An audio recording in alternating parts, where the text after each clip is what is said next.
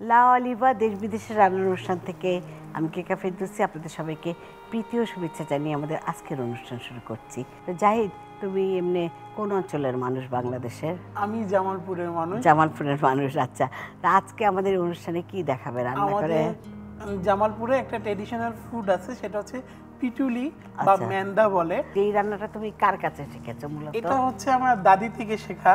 কারণ আঞ্চলিক আমাদের যেমন হচ্ছে বাড়িতে মেহমান আসলে বা বিয়ে বাড়ি বা হচ্ছে কেউ দূর থেকে আসলে মানে একটা আঞ্চলিক একটা খাবার, এটা আমাদের ট্র্যাডিশনাল, এটা দিয়ে আমরা সবাইকে আপ্যায়ন করি। আচ্ছা, তাহলে এখন আরেকটা কথা বলি, জাহিদ দাদির কাছে যখন শিখেছো, দাদি তো সরষের তেল দিয়ে রান্না করতো, তাই না? এখন আসলে যুগের দাবিতে যুগে অনেক কিছু চেঞ্জ হয়ে আসে। তা আমরা কিন্তু আজকে রান্না করবো লা Oliver extra virgin olive oil দিয়ে, ঠিক আছে? অলিভ অয়েলটা আরেকটু ভালো আমাদের জন্য, স্বাস্থ্যের জন্য ভালো। ঠিক আছে, তো আমার এখানে জাস্ট হাড় চর্বি সব মিলিয়ে 1 কেজি মাংস। ঠিক আছে, এটা আমি পুরোটাই দিয়ে দিচ্ছি। দাও। আমি এখন পুরোটা মাখাবো আগে। আচ্ছা, মশলাগুলো সব একসাথে মাংসের মধ্যে মাখাচ্ছি। এখন আমরা চুলাটা জ্বালিয়ে দিতে পারি। তা লা অলিভা যে অলিভ অয়েলটা, এটা এসছে হলো স্পেন থেকে। স্পেনের একদম তরতাজা যে অলিভ, তার থেকে বানানো, বুঝছো?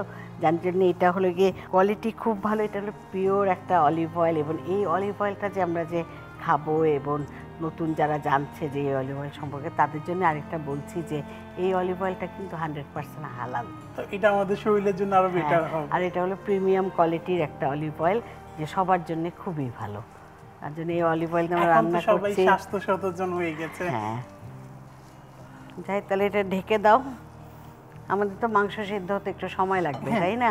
তাহলে আমরা দর্শকদের বলতে পারি জাহিদ যে আমরা এখন 30 মিনিট অপেক্ষা করব, কারণ মাংসটা সিদ্ধ না হলে তো পিটুলিটা তুমি পুরা তৈরি করতে পারবে না। এই যে লা অলিভার অলিভ অয়েল, এটার মধ্যে 3 রকমের অলিভ অয়েল আছে। একটা আছে পমেস অলিভ অয়েলটা দিয়ে কী করা হয় আসলে, ওটা দিয়ে যে কোনো কিছু ডিপ ফ্রাই করা যায়, খুব ক্রিস্পি হয়। আর আমরা এক্সট্রা ভার্জিন যেটা রান্না করছি, এটা আমরা রান্না করতে পারি, সেই সাথে আরেকটা কী করতে পারি, সালাদে ব্যবহার করতে পারি। এদের আরেকটা অলিভ অয়েল আছে, যে অলিভ অয়েলটা হলো হেয়ার অ্যান্ড স্কিন কেয়ার, চুলেরও যত্ন নেয় আবার স্কিনেরও যত্ন নেয়। যার জন্য আমরা বলতে পারি যে লা অলিভার যে অলিভ অয়েল আছে 3 রকমের অলিভ অয়েল দিয়ে আমরা আমাদের শুধু শরীর স্বাস্থ্য ভালো রাখতে পারি না, সেই সাথে আমাদের স্কিন আর চুলেরও যত্ন করতে পারি। লা অলিভ অয়েল তাহলে একটা ভালো একটা প্রোডাক্ট। হ্যাঁ, এটা মোটামুটি কালার চলে আসছে। আচ্ছা, এখন আমি 1 চামচ মিষ্টি মরিচের গুঁড়াটা দিব। আচ্ছা, তোমার ডিশটা রাখো, হয়ে গেছে না এখন? হ্যাঁ, দেখি আমি একটু নাড়া দিয়ে দেখি আবার।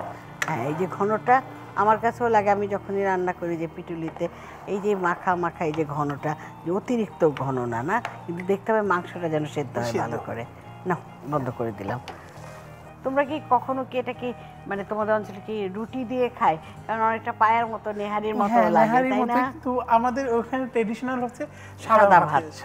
জাহিদ, তোমার সাথে আজকে এখানে আমরা খোদা হাফেজ করবো, আবার ইনশাল্লাহ দেখা হবে। আপনাকে অনেক ধন্যবাদ, আপনার আমন্ত্রণে আপনার কিচেনে আসতে পেরেছি, আপনার সাথে রান্না করতে পেরেছি, দেশ বিদেশের রান্নাঘরকে অনেক অনেক ধন্যবাদ।